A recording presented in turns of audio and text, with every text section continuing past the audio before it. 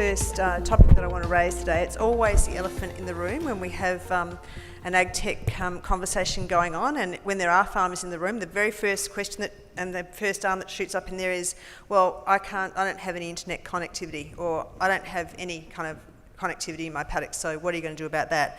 So I thought we'd just address that elephant in the room straight up.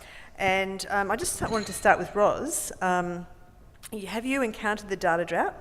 And what, if anything, have you done to mitigate that as you've been rolling out your services?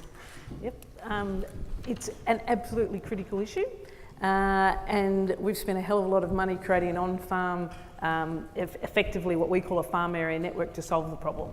So a lot of farms, if we cannot work where there is no connectivity at all, but as long as we can get a gateway through 4G, 3G or satellite or NBN, that would be nice, then we can operate completely the system off grid, and we actually store data at both what we call the node level and the gateway level.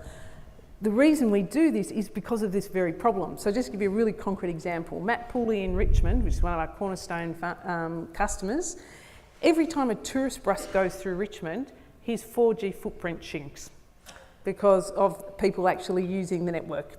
And so if you've got systems that are relying on 4G, 3G, and then the result of that is that you get gappy data, you cannot do artificial intelligence in the way I described. The only way you can do what we do is to build reliable, scalable, enterprise-grade telemetry systems where you never lose data at all.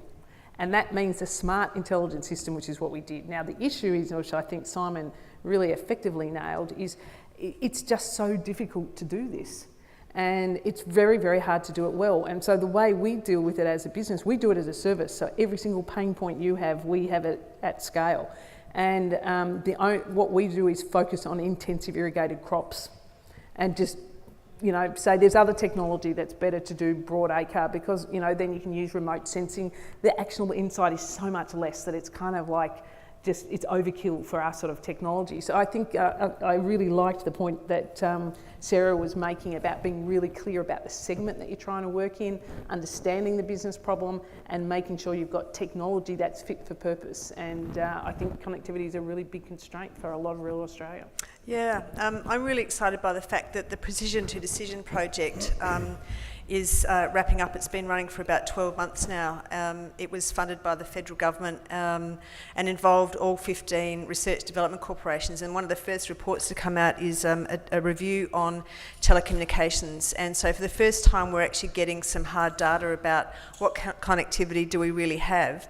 And it turns out that even though we've got mobile networks in country areas, they're configured really to provide service to city people that are actually in the bush and not necessarily to provide service on farms. So I think that's a really great report if you're interested in this space at all to have a look at. Simon, how have you covered the connectivity issue in your offerings? Yeah, okay. We started some time before even a lot of the LPWAN networks were available. So with some of our early solutions, it was about base stations giving a local network. Now, obviously, there's some fantastic options that are doing that, but I think that makes a lot of sense still because Australia is a really, really, really, really, really, really big place, and we don't look to cover all of Australia with Wi-Fi, but pretty much every home out there has Wi-Fi in it because we go to JB Hi-Fi, we plug in a router, and we're done, right? So the thing about the LoRa WAN, LoRa private networks, you can go and just go and get a device and pretty much plug it in, and there's not much you need to do. Well, actually, with our system, you plug it in, literally that's all you have to do, or put it on a solar panel. And then you've just got to worry about your backhaul. Now, with your backhaul, with the NB-IoT Cat-M1, the current telco footprints will just get bigger. Yeah. Right, which is great because of more penetration. So that's fantastic. And a lot of people will say that they don't have mobile reception at their farm. Well, for many years that was us. But if I went up to the shearing shed and stood on the tractor, I'd get 2 bars. And now what you can do with a 3-metre pole from Bunnings that'll cost you $50 literally, is get a high gain antenna, put it up at the shearing shed, and then redistribute that with really, really high signal strength with your private network, and you're covering your little nooks and crannies in that. And that's really practical. It's not hard to do. And then when you get out to the really, really big areas, that's when you start hooking in a sat now, except for, of course, Flavia and you know, the fleet space type thing where you can do it in a low-cost way all the time. You know, that's really exciting. Yeah, I think, you know, I just loved hearing about Flavia's solution. We've got Moderator, which is another low satellite, orbiting satellite technology solution in South Australia. We've got WANs, we've got mesh networks, we've got LoRaWAN, we've got community groups doing DIY. As you said, Sarah, you know, it's your nephew or your neighbour that's putting these things in place. So I think maybe the data drought's going to break sooner than we originally thought. But are we in danger of just having a smorgasbord of solutions that are just making life for farmers more complicated? Simon, what do you, Doug?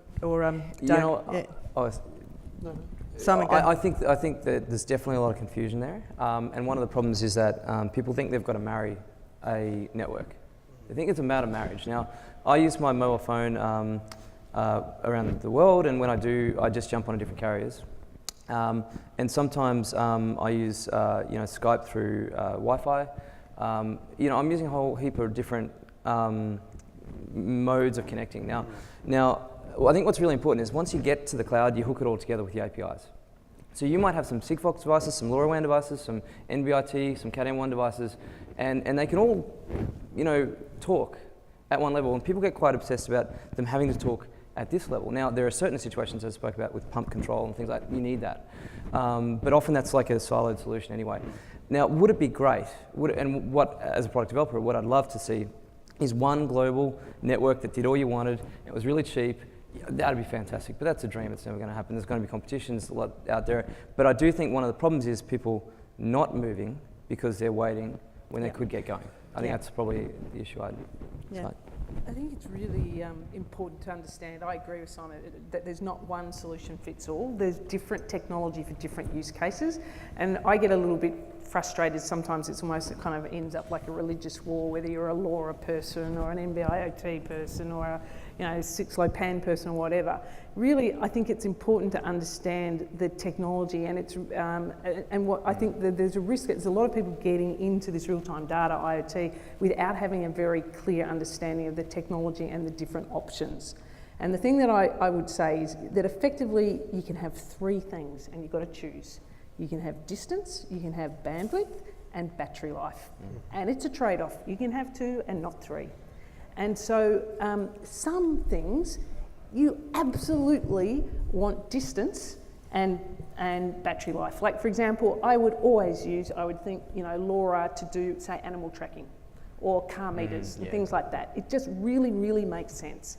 It does not make sense if you have difficult technology where you want to do over-the-air programming, you want to attach an IPv6 address to a data packet, you want to be able to do actuation, then you need bandwidth. Or if you want to do, say, for example, frost monitoring that you've got to do every minute, you know, or every second even, when you've got $10,000 helicopters going over the top of a cherry orchard. You need to understand the business problem that you're trying to solve, build repeatable, scalable technology, and understand the trade-offs that you have to make, and not one thing will fit all solutions. And I agree with Simon, up at that next level in the cloud, you can overcome a lot of those issues. But I do think also that standards will become increasingly important so that we can have interoperability between different systems. Yeah. So we'll come back to the standards thing in a minute, but I just wanted to see if there was any questions from the floor at this stage. One here in the front. There's a microphone that's coming your way. Just on the topic of standards, there are a few standards already available. Are there any that you recommend as being more standard than other standards, or ones that are good backers to follow? Who's the standard? Doug, do you want to have a go at that one, or? Look, I think the thing with, I guess my view, and I'm not a super tech guy on it, but what I see is that there's so many industries that actually have already done a lot of what ag hasn't done in terms of standards. Principally, they may not be necessarily relevant in every aspect, but they've developed principles around that. And what I think is beginning to happen is you're going to start to see a forming of groups and standards throughout the industry, as we're starting to see in the US where I'm based at the moment, and those will flow through, and the market will begin to sort itself out. That would be my comment on standards. I think that there needs to be an industry initiative around that. I don't think it should just be left afloat, but I do think it will sort itself out. Michael. I'd make a comment around if we're looking at use the yield and Simon stuff. If you're looking to go globally, then the ability to connect globally is going to be there. So it'll be what the global standards drive, because we're a really small market. Very small. And so in effect, it will level out and sort itself out, and set some standards and some arrangements that we'll have to abide by around that. And it may take a little while to go, but I like Simon's comment earlier around the waiting to do something to lock something down means that you're potentially missing the opportunity that's there, and it really requires the ability to think about the hardware that you're going to install and the ability to plug something in, and then if it changes, the ability to unplug it and replace it with something else. And I know Simon's point around he hates people having to go and do that, but I think that's got to be part of the mechanisms that we occur. Yeah. There's different types of standards. It depends what you're actually, referring to when you say standards. But I think that a couple of things. First of all, I think it is a very emerging area, and there's a lot of competition, and it is unclear on what's going to come out on top. And it reminds me a bit of, the beta and VHS sort of battle between the different standards.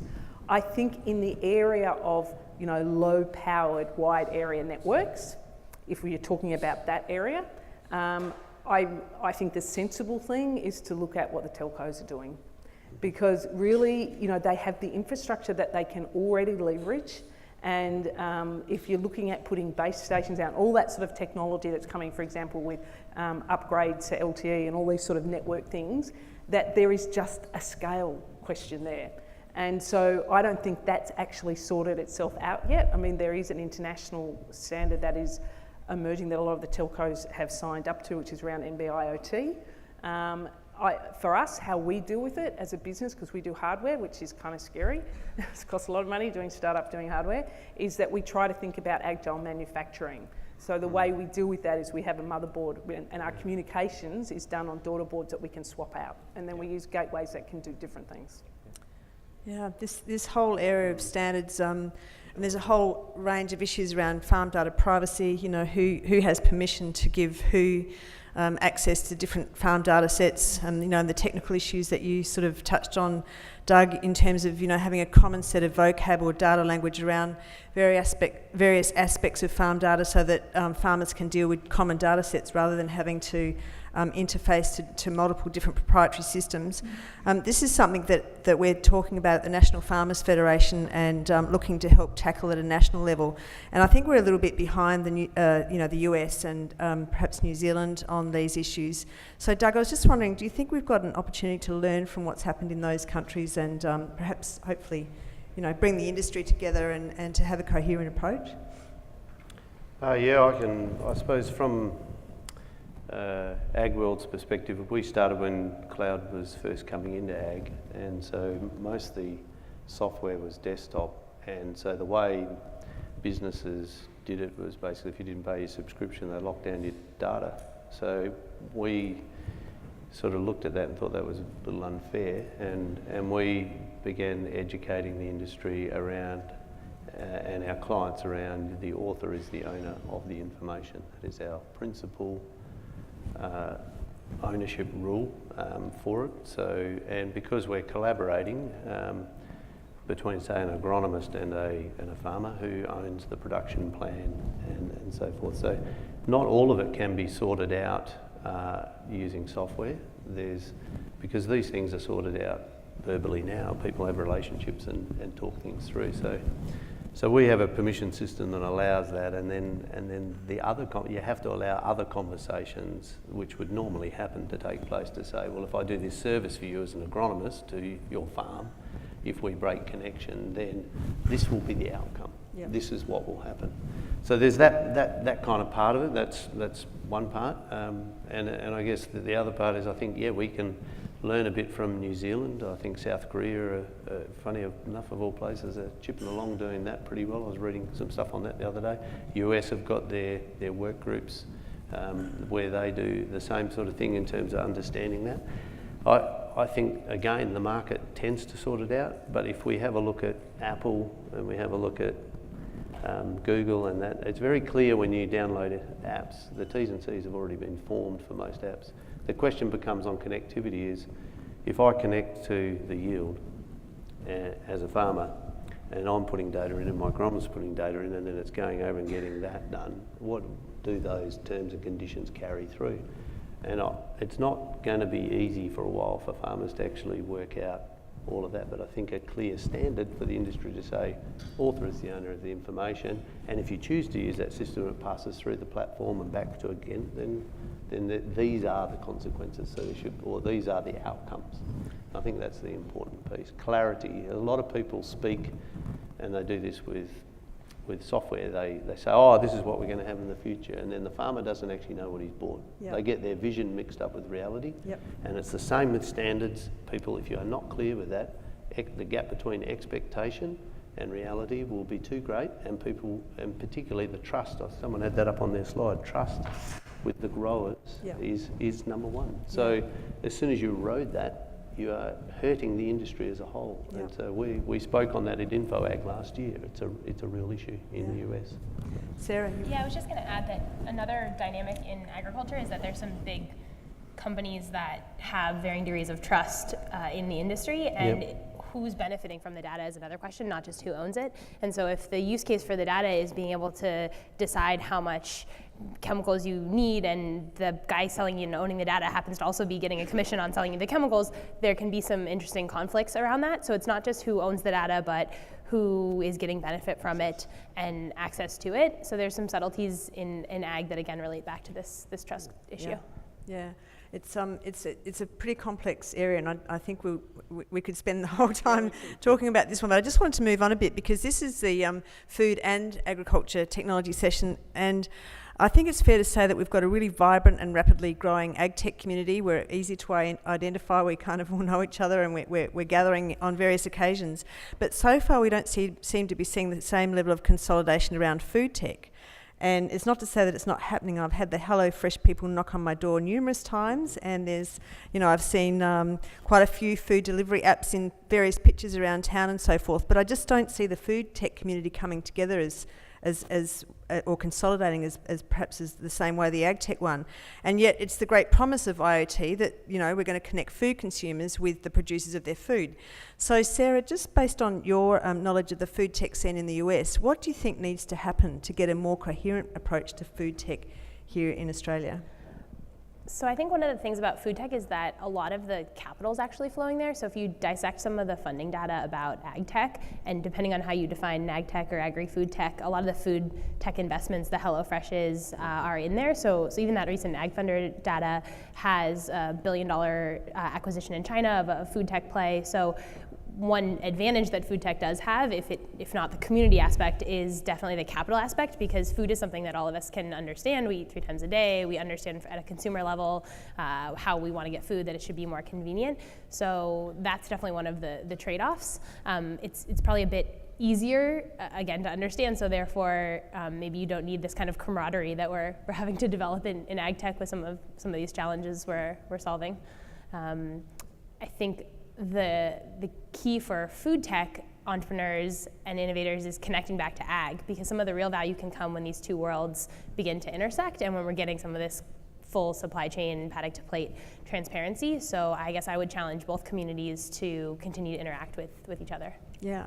Michael, what's your perspective on this coming from the government perspective? You've got a gate to plate view of it, or possibly a whole gate to plate. What do you think we need to do? Yeah, I think, and I'll refer to Roz. I mean, one of the really interesting intersections is around the food regulatory space, and the intersection that Roz has done through the oyster industry, and the provision of data, if you like, two ways: data to the farmer to help them manage their oyster leases, but then also data back to the regulator to make sure they have confidence in the system. So I think there's some work to be done in that.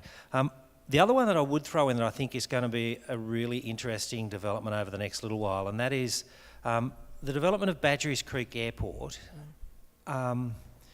is primarily going to be a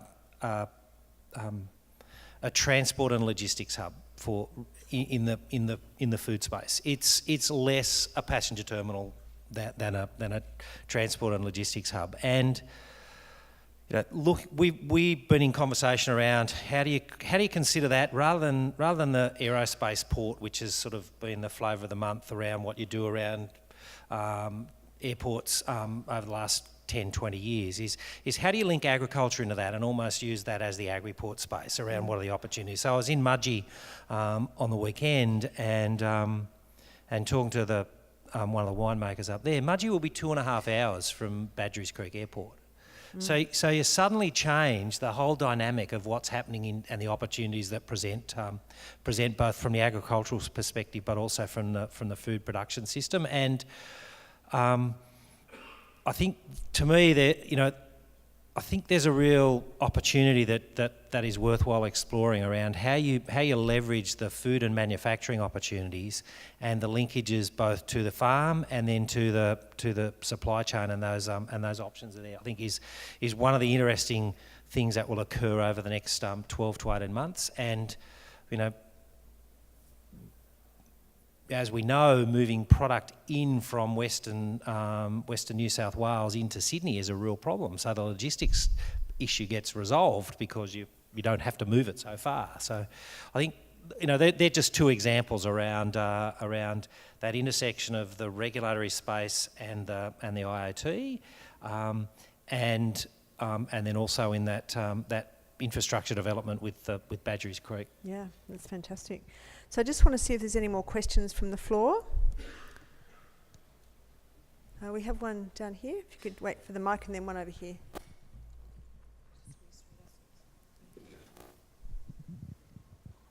Thank you. Hi, it's one for the panel in general, but Sarah referred to it specifically. It was around the need for collaboration between food tech and AgTech. My question is, why don't you think that happens, or what are the barriers to that collaboration occurring across food tech and AgTech? I would say that they don't have to yet because there's a lot of money to be made on the food tech side, but it's starting to happen. So even the HelloFreshes and the meal kit delivery companies are starting to think about the supply chains and the relationships that they have with farmers, because it can start to be a competitive advantage, and you can start to cut out middlemen and have higher profits. So it's starting to happen, but the reason it hasn't is because there's a lot of big incumbent players that have had a lot of power for a long time and that haven't had a reason to change. And so just like in any system, disrupting those incumbent players who are non-cooperative is really hard, but everyone's starting to see, especially with digital technologies, the potential of doing so, and so it's increasingly happening. So Blue Apron in the US just is a meal kit delivery company, just IPO'd. They own a couple farms. So I would say the theme around this is often sort of cutting out middlemen or shortening the supply chain. So whether that's actually vertically integrating and owning farms or just having a different model to procure from farms is one of the examples, and there's many of the meal kit companies in that space. Of course, provenance is another example that connects all of this. The golden use case in many industries, especially in livestock, but in others, is knowing exactly where your food comes from, and that, by definition, connects all of the players in the supply chain. Yeah. I personally think that the food tech thing will accelerate, because what digital actually does is it blows away the smoke of who's actually really bringing value, and that's actually what people are just starting to wake up to. So I can see that all moving a lot quicker than the first part, which we've been going through. I think it's quite exciting. Yeah. There are a couple of small examples. So Millie Hill Lamb, which won the best lamb at the Royal Easter Show this year, they supply direct into the Sydney market, as where you can purchase it online, and they've changed. They're working under a different distribution model, and there's a range of companies. Bellata Gold, which is a durum wheat producer in northwestern New South Wales, and then turn it into pasta. There's a whole range of models that are being looked at and examined in that space that will change, including the, if you like, and I don't like this word, but the de-commoditisation of some of the grains and cereal products, and the forming of direct partnerships with artisan and other specialty producers to get to tell that story. We had another question down here. Hi. First of all, thanks. These were extremely engaging presentations, I have to say. Thanks, guys.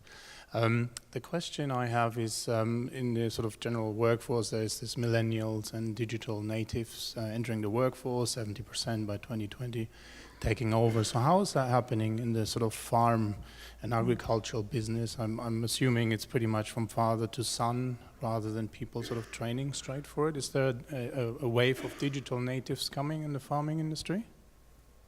Great Can I question. just clarify that one? Are you saying, is there a wave of digital natives, like younger people coming through? Yeah. Okay, so we've been on land for 106 years. I'm the only person who would probably take on the farm, and that's a big thing we're dealing with right now. Like my dad's 72 and he's running. There's definitely, if I could just turn the question around a little bit and just say one of the issues we've got is a loss of knowledge. So we've got the digital natives coming in, that's happening. So a lot of farmers, would you believe it, sit on Twitter. I did not think that farmers would be tweeters, but there are a lot of young farmers. Twitter is there, it's massive for them, because they're sitting in a beeline tractor, it's doing all the job, all they need to do is stay awake, even then that's kind of optional. And so they sit there tweeting about, like, let's use this chemical, just tried this thing, got this crappy sensor from someone, and it's hot. So a lot of these guys are really quite, they're adopting a lot of technology, and I'm always blown away by some of the things that these guys do. I mean, look at some of the spray rig calculations they're doing on computer, like it's complex stuff, I think people don't give them enough credit for that. But then, there's certainly the older people who, I mean, my dad, he's 72, he uses a computer a lot. Like, it's actually really, he's probably one of that end. But we are seeing a wave of the digital guys coming in, but we're also seeing this wave of the old knowledge going out. And that's kind of what, one of the questions I ask is how far can we go with the new technology actually helping the younger people on how to drive a farm in an efficient way? Because there is this a certain amount of science and formulaic process you can take to it, but then there's this kind of, there's something else, there's something else. And there's the human capital, it's the gut feel, and that's, I don't think that can be devalued quickly. I think we're a long way from being able to completely remove the importance of that. Michael. Oh, sorry. Ros. I was going to say, one of the things that people who don't come from farming don't understand often is that a farm is not a factory. Engineers and technologists think you just pull a lever and this happens and that happens.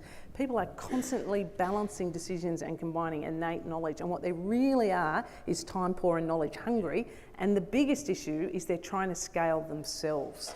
And I just want to unpack this thing about the age of farmers. There are 136,000 farms in Australia. 20% of those produce 80% by value of production. According to the AFI, Australian Farm Institute figures, if you then look at the age profile of that 20%, they're a generation younger than the typical 65-year-old sort of view that is put out there. They're young, they're third generation, just like Simon, they're tertiary educated, they're highly leveraged, they're growing their businesses, and they want more data and information. And then there's the corporates. And then if you look at the age profile of the workforce, it's actually a lot younger and it's more technically savvy. So I think that we have to stop the narrative that they're all risk-averse old blokes, because that's not actually true anymore. They're actually increasingly knowledge workers. Yeah, Michael. Just two comments. I put that surveys and interviews that we've been running and characterised the people by the connected in the business 2 by 2. A couple of things around that. The reason we're doing that work is around what development and support do farmers need, and one of the big issues that keeps coming up is the issue of succession, and that's around the transfer of the knowledge and so on. But the final point I want to make, and it really reinforces the point that that the four speakers to my left have made consistently, and that is talking to an agronomist, working with a farmer out the back of Hillston in Western New South Wales, close to 80, has no idea how computers work, no idea how to use a tablet, has a mobile phone, but he can get his bets on every Saturday with the Sportsbet app. And what's the point of that story is, if the application of the technology is useful, age doesn't matter. People will use it. Yep. And so I think that point around farmer-centric design and how you meet that need is a really, really salutary lesson from today's panel discussion.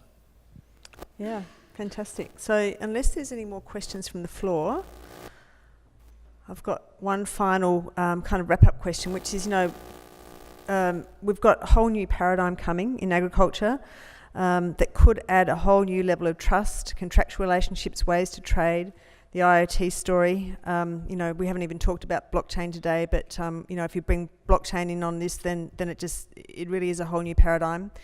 So Simon, you're working in your business at the device level as you are, Roz, and Doug, you're working at the platform level. How long do you think it's going to be before this big grand vision of IoT-enabled agriculture and food becomes a reality? Simon? Okay. Got the easy question, mate. Yeah, it's a piece away. Yeah, it's. I think what it is it's happening in it's not like one big bang. It's going to happen in bits. So, a lot of people have had the, automated, at least GPS systems in their tractor for a long time now. There's a lot of technology that's been around for a long time, and it's sprinkling in. And 3G telemetry systems have been around for 15, 20 years even, or maybe not. But, quite a long time. Data loggers and things. I think what we're seeing is so I guess one question I'd have in response to that is, what's the definition of done? Yeah. What's the definition of done? Because in my world, I want to see the chook shed done so that then you can go to Yamba and not worry about the chooks. Right? It's like everything, It's not just the things that really matter. It's the things that kind of matter a little bit, but enough to make you go, well, I've got to get Albert to go and check that. So I'd say, I think we're seeing a much faster rate of adoption now. I think the next 3-5 years is going to be really where a lot of the action happens. But I think it's going to be, like in any adoption curve, you've got the innovator, you've got the early adopters, the innovators, your early majority. I think it's going to be quite a while before we hit that, at least the late majority, but even that early majority. I think there's going to be, I think, Ros, you absolutely nailed it in you get 20% of the people who are actually producing most of the output. I think they're the guys, I think next 3 to 5 years, I think they're done. Yeah. I think Anybody else want to have a go? Yeah, Mark. Reading something at the moment, and the analogy that I picked up from that is it's around Einstein's theory of general theory of relativity and the formation of the cosmos and the universe. At any rate, the basic analogy is that at the start there's just this amorphous mass of molecules and so on, and then there was a coalescence around particular aspects, and galaxies were formed and planets were formed. And I think that's not a bad analogy of where you'll see IoT for the farming sector, is that farming for primary industries, if you like, you will see various nodules and pockets where it will be adopted, and that will make a difference. And intensive horticulture is a really good example where there is a real value proposition, and the scale of their farms is not 100,000 hectares. And so that will lead the way around this arrangement. So I think, if I come back next year, I might have that analogy a little better constructed. No, that's great. So unless anyone else wants to have a go at answering the... I was just Sarah? going to quickly add that I think we'll quite quickly, if not already, see that the technology won't be the limiting factor anymore. Yep. Just blockchain, one of my clients, AgriDigital, has already done a transaction on a blockchain where they paid a grower at the time of delivery, but the reason it isn't scaled up is because digital currency isn't a thing, so agri-coins are not all that useful for farmers yet. So it's not a technical issue at all, it's a business model regulatory issue, same with insect farming. So I think we'll quite quickly see that adoption and diffusion of this is not a technical issue, but a business model, regulatory, and human capital issue. Yeah. Doug? Yeah, no, I think that's right on the money. You just see, I think Ag's defence has been that they have been slow to adopt, because there's a lot of things that they should never have had a go at, and farmers shook their heads, and that's a good thing. And I think, yes, the cash burn and all the things from an investment side are longer for the on-ramp, or the slow on-ramp of death, as they call it, which it can be. Yeah. But it's getting there, and it's getting in the next 3. I'm a 3-year guy. I reckon it's going to go. Good. Excellent. We've got 3 years in. It's a good Ros, thing. what's your prediction? Oh, I think it's already happening. Yeah. I think it's already It's a happening. Tipping continuum. point. The thing that I'd end with, though, say is that no one company can boil the ocean. Yeah. Be clear about the bit that you do and do well, but work out, I think what really for Australia is really important is that we work out ways of driving open innovation systems where people can collaborate. And I think that's super important to do, and that we can make bigger impact if we do that. Yeah, excellent. Well, thank you very much. What an interesting discussion. I hope you've all enjoyed it. And please join me in thanking our panellists today.